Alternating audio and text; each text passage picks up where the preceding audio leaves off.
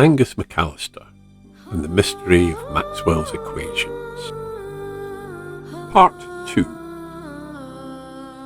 Chapter 5. Unveiling Secrets.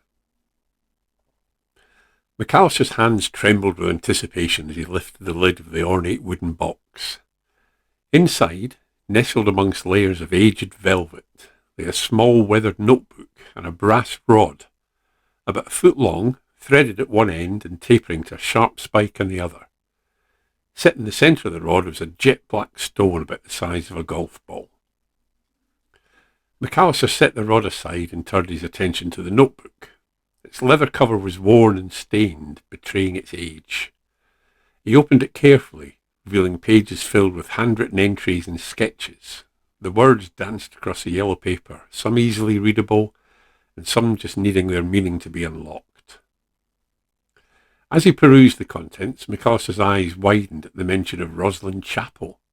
It seemed the notebook contained references to the enigmatic structure. The entries spoke of hidden chambers, secret passageways, ley lines, and ancient relics concealed within the chapel's walls. McAllister knew he had to follow this trail. Rosslyn Chapel held the key to unlocking this mystery, and perhaps it would lead him closer to the person who had tried to end his life. The next morning, McAllister was up bright and early, showered, shaved, and a pot of black coffee steaming in the old Kona coffee machine, its bulbous glass jug stained dark by years of making coffee so strong most people tried it once and never accepted a cup again. On the kitchen counter lay two items he had taken from his attacker in the woods.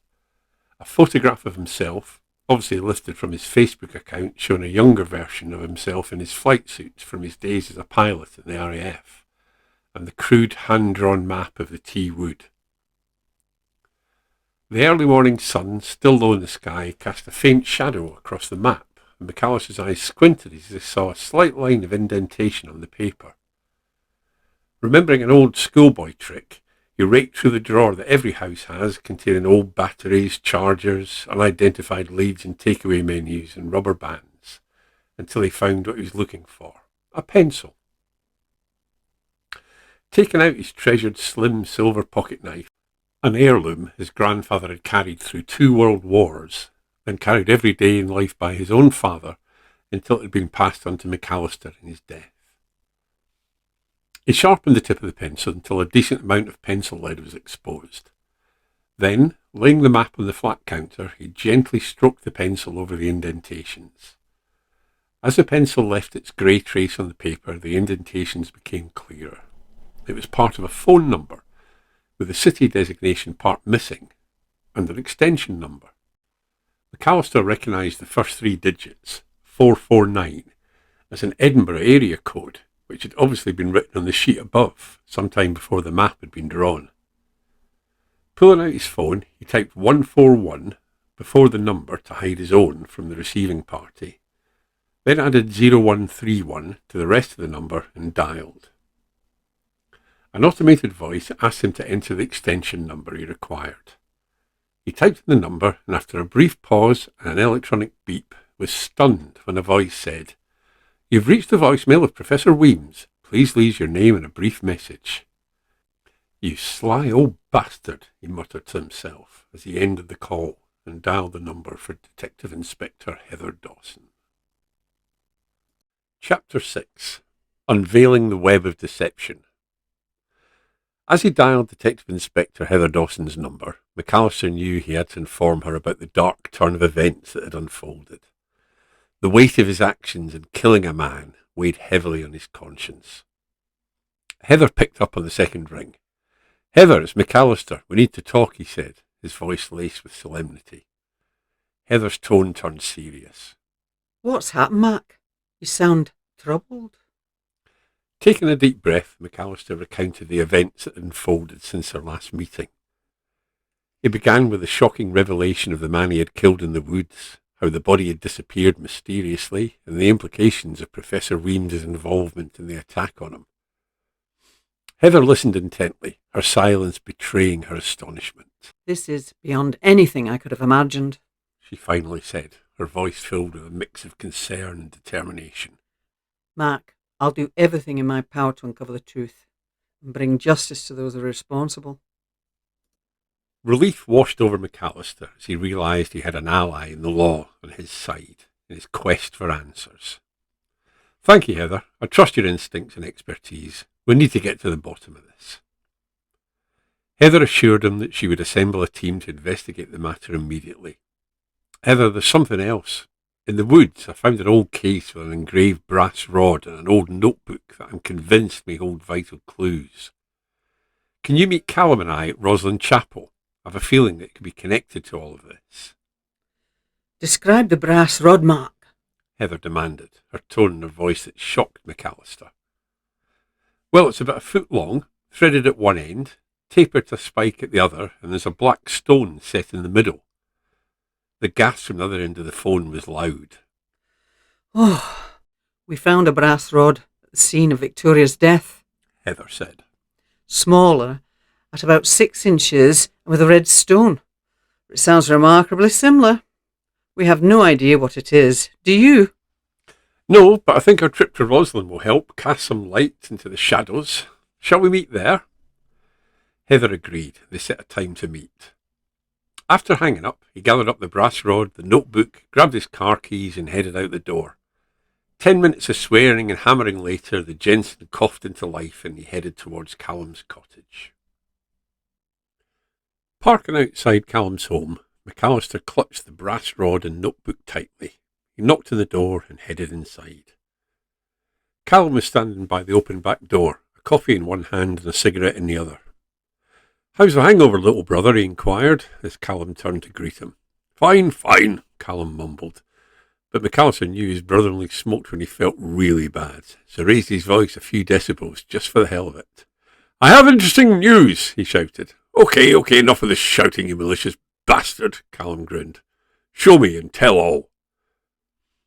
Callum examined the notebook and brass rod and concluded that he was in total agreement with McAllister's interpretation that everything pointed towards Roslyn. The mystery was so intriguing that he agreed to leave the comfortable sanctuary of his home, an occurrence so rare that McAllister could only remember 2 previous occasions his brother had ventured out into the wide world. 20 minutes later, they gathered their belongings and made their way to Roslyn and their meeting with D.I. Dawson, where hopefully the secrets of the chapel awaited them. Chapter 7.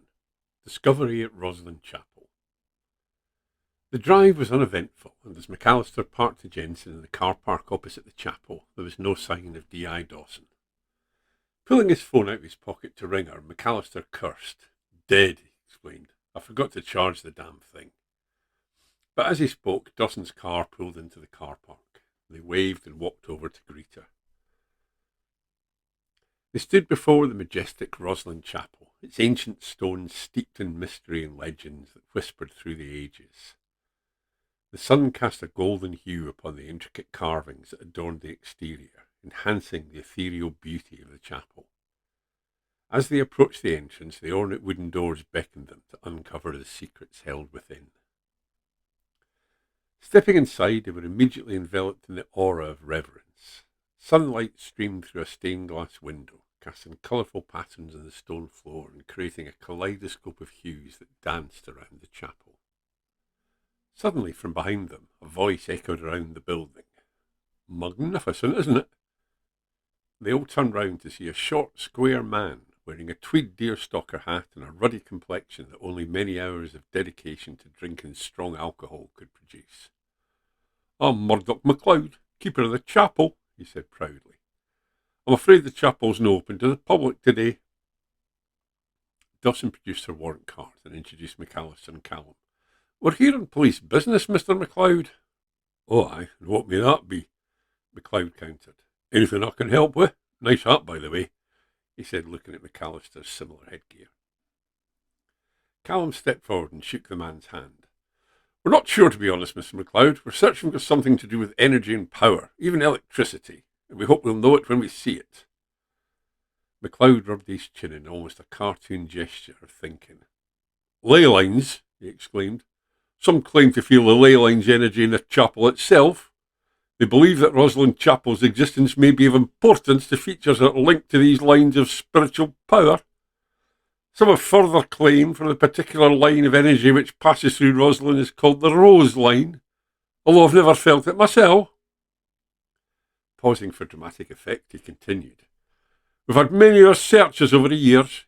Every form of spiritual guru, psychics, diviners, you name it, they've been here, but no one's ever found anything other than the carvings and the history you see around you. Scientists too. Ground penetrating radar, seismic surveys, the lot, but nothing. If you ask me, it's just a very fancied church. But hey, they never do. Ask me, that is. A glint of mischief in his eye. And if we were to ask you?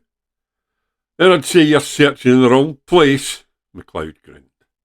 There's another village about a mile from here, as the crow flies, called Rose Well, that lies exactly on the Rose Ley line, whereas the chapel's a couple of 100 yards north of it. In a field just outside Rosewell is a pond that rumour has it was the original Rose Well, dug in the Middle Ages to access the ley line. There's even an ancient stone pillar in the middle of the pond. I remember as a child camping out near there and seeing a strange red light flickering over the water. I told my parents they just dismissed it. It's just the rose fire, they said. Everyone hereabouts knows about it. McAllister and Callum's eyes met as they both came to the same conclusion simultaneously. Thank you, Mr. MacLeod, McAllister said. You've been very helpful and probably saved us days of fruitless searching. Och, it's no trouble. I'm glad I could help. Like I said to the other chap, it's why I'm here. What other chap? An old bloke, tall, very thin, glasses, white hair. He was here about a week ago. Terrible manners the man had. Dawson scrolled through her phone to the Heriot-Watt University website and clicked on a picture of Professor Weems, enlarging it. Aye, that's him, MacLeod stated, looking at the picture. He seemed very excited about something and charged off as soon as I'd told him about the pond. Chapter 8. The Discovery. McAllister, Callum and D.I. Dawson stood at the edge of a field outside Rosewell, peering at the tranquil pond before them. It was an unassuming location, seemingly untouched by time. The pond's surface mirrored a clear blue sky above, its stillness broken only by the occasional ripple caused by a gentle breeze. In the centre stood a stone pillar, about 6 feet tall, weathered by age and covered in moss and lichen. There must be something significant about this place, McAllister mused, his eyes fixed on the centre of the pond. Why would someone go through the trouble of placing a stone pillar there? Callum nodded, his expression filled with curiosity. Let's find out, shall we? I am not going in there, said Dawson, looking at the muddy bottom of the shallow pond. These shoes cost a fortune. There was a splash as Callum, his trousers rolled up to his bony knees, started striding through the cold water to the pillar. McAllister didn't hesitate. Taking off his shoes and socks and rolling up the bottoms of his tweed trousers, he followed his brother's example. They carefully made their way towards the centre of the pond, scattering the lily pods that dotted the water's surface. As they approached, the pillar became more apparent, an ancient stone structure engraved with markings that hinted at its mysterious purpose. McAllister's eyes widened as he studied the engravings. These symbols, they look like a crude version of Maxwell's equations. Callum furrowed his brow. I agree, but why would they be carved into a pillar in the middle of a pond? Before they could contemplate further, Callum drew McAllister's attention to a small brass socket on the side of the pillar. McAllister nodded and reached into the poacher's pocket of his coat. His fingers closed around the brass rod and he carefully inserted it into the socket, twisting it until it fit snugly. Nothing happened. The pillar remained silent, the rod unresponsive to their actions, and disappointment flickered across their faces as they exchanged a glance. Then a sound came from McAllister's pocket, the tone he'd set for an incoming text. Puzzlement contorted his face as he reached for his phone, and he realised something peculiar. His phone, which had been dead for hours, was inexplicably charging. Astonished as he pulled it out of his pocket, and the screen flickered to life. Callum, look, McAllister explained, holding up his now operational phone. This pillar, this brass rod, They're generating wireless energy. Callum's eyes widened, his mind racing to comprehend the implication. This is groundbreaking. Wireless energy transmission has been the holy grail of electromagnetic research for years. If this discovery is genuine, and your phone seems to prove it, it would revolutionise the world. As the great minds, Tesla, Hertz, Marconi, even William Brown, strive to enable this. And all the time Maxwell had cracked the principle. Let's test it. I'll remove the rod and see if your phone continues to charge. Reaching down and unscrewing the rod from its holder, both men's eyes focused on the tiny charging symbol in the corner of the phone's screen. It blinked off. "Quaderat demonstrandum, dear brother," shouted Callum. "We have demonstrated that—" Suddenly a bright blue flash exploded from the tip of the rod in his hand, where it had brushed against the stem of a lily pad. The lily pad exploded into 1,000 bits, and the acrid smell, not unsimilar to burnt cabbage, filled the air. "Wow," Callum gasped. "That could have been deadly." McAllister nodded, and all the pieces fell into place. They stood there, contemplating the magnitude of their find. The pond, once an ordinary natural feature, now held the key to a technological breakthrough. McAllister couldn't help but feel a sense of awe and responsibility.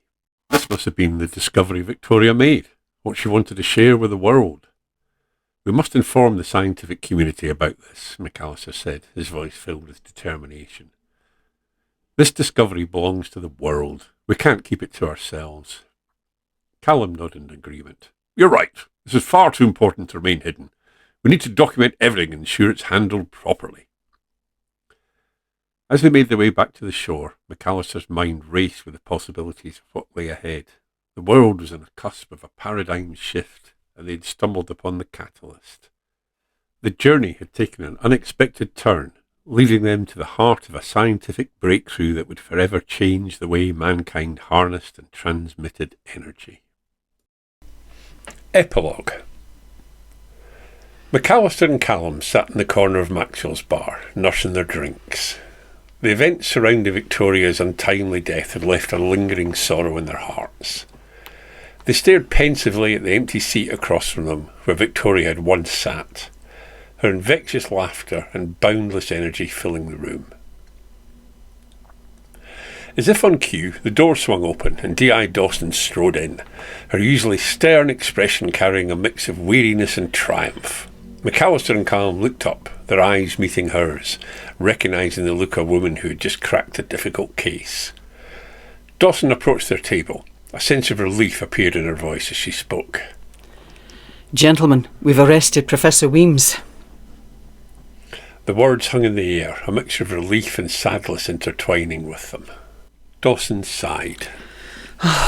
"It seems that Professor Weems and Victoria had a bitter argument that fateful night at Maxwell's statue. The disagreement centred around the incredible discovery she had made, a breakthrough that will revolutionise countless lives. Victoria had stumbled upon a groundbreaking scientific breakthrough, a revolutionary energy source that will provide clean, sustainable power to the world. She believed it should be shared freely for the betterment of mankind. Ironically, he used the rod we found at the scene to kill her. He confessed to working out its power at the pond as we did, but also realised when it was charged, it was a lethal weapon." McAllister's eyes widened, the weight of Victoria's vision slowly dawning on him. "And Weems? What did he want?" A hint of bitterness tinged Dawson's voice. Weems, it seemed, had different intentions. He wanted to monopolise the discovery, keeping it under lock and key for his own financial gain. He couldn't bear the thought of Victoria's vision coming to fruition without him reaping the benefits. Silence hung heavily in the air as McAllister and Callum absorbed the truth. The loss of Victoria was not just a tragedy, but a stark reminder of the darker side of human ambition. Dawson continued, her voice filled with determination. "But justice will be served. We have enough evidence to bring Weems to trial, and the truth will be laid bare for all of us to see." "And the man in the woods that attacked me?" McAllister inquired. "Do we know who he was?" "Yes, A local rent-a-thug from Leith called Willie McLaughlin, a real low-life drug addict who worked as a groundsman for the university. He would sell his own mother for the price of a bag of smack. We guess you scared Weems when you visited him. Weems had also worked out the location of the case you found and took him along as protection. We found his body in the boot of Weems' car. That explains the mystery of the body disappearing. Weems knew he could be linked to him and tried to cover his trail. McAllister nodded solemnly, a mix of sorrow and resolve etched across his face. Hopefully some good will come from all of this. Victoria would have wanted that. She always had a way of seeing the potential for good in every discovery, every scientific breakthrough. The world will remember her. Callum raised his glass, a tribute to the brilliant mind they had lost.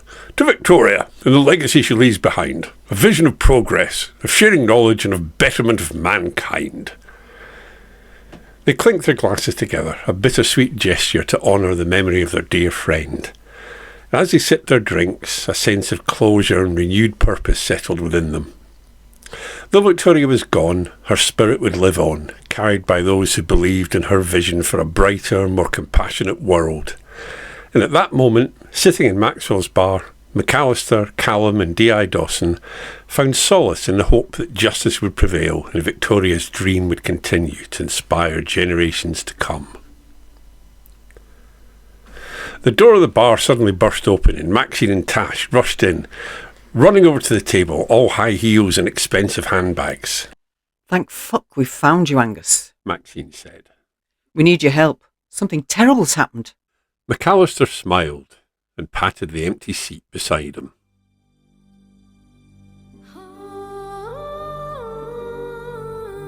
I do hope you enjoyed Angus McAllister and the mystery of Maxwell's equations. It would be great if you hit subscribe and don't forget to press notifications so you'll be sure not to miss the next adventure.